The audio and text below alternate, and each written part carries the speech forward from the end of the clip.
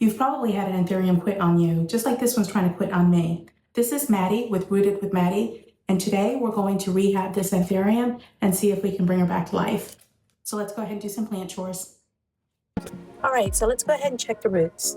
Now, normally I use a chunky soil substrate, but this is not the first time that I've had this issue with this particular Anthurium, and she was doing well. You can see she was growing roots, and now she's suffering from root rot. This is one of the reasons I love using clear pots, is I can see what's going on with the roots.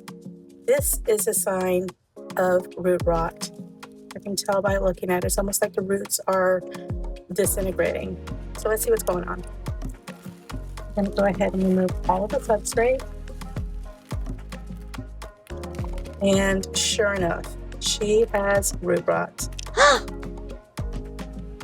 So let's clean her up and see what we're working with.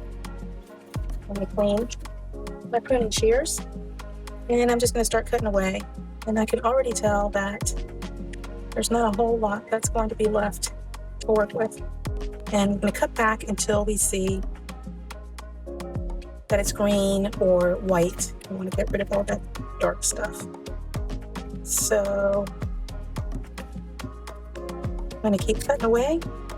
Here's a tip. We are not going to reuse this. We're going to throw it away. All right, so I've cut away all of the dead parts and everything that just didn't look like it was doing too well. I also gave it a bit of a scrub with a toothbrush. There's a spot we're going to cut off. And now we're going to go ahead and soak her in a bath. Give her a little small treatment. So this is a cup of water, and I'm going to add some hydrogen peroxide to this.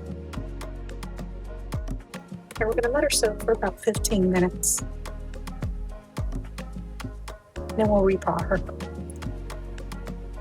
Actually, going to cut this. This is a new emergent, and it's not doing too well, so we're going to go ahead and cut that off as well. All right, it's been about 15-20 minutes. I'm going to go ahead and take this out. Let me give it a good rinse, and then we'll repot it. Now, if you look closely, there's a ton of growth points here, so I'm pretty confident that this plant will be okay. It looks like it's in pretty good shape. And I'm going to repot it into this. You'll notice that I've made holes on the sides in addition to the bottom. And we do that to make sure that it's getting good airflow. I added a wick on here. I'm not going to need it right now, but once she graduates from being a rehab, we'll want to go ahead and put her in a self-watering situation. So I'm going to pop her up in chunky perlite and stratum. Now I'm going to add a little bit of mycos. I've always had really good success with this. It helps with the roots. Now we'll go ahead and top her off.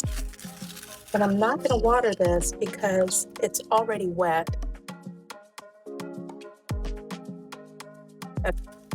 Oh, tap, tap, tap.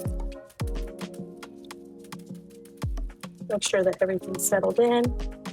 Okay, the next thing we're going to do is I'm going to put her in intensive care. Intensive care is a tote on top of my dining room table that I keep covered. I keep all my rehabs in there. I do have a heating mat in there, but I have some towels on top of it. So I want her to be in really high humidity. So what I'm going to do is I'm just going to throw her into a Ziploc bag. Okay, so here's my Ziploc bag. I'm going to put today's date on there. I'm actually going to add a little bit of water in here just to make sure that we get that humidity going in here.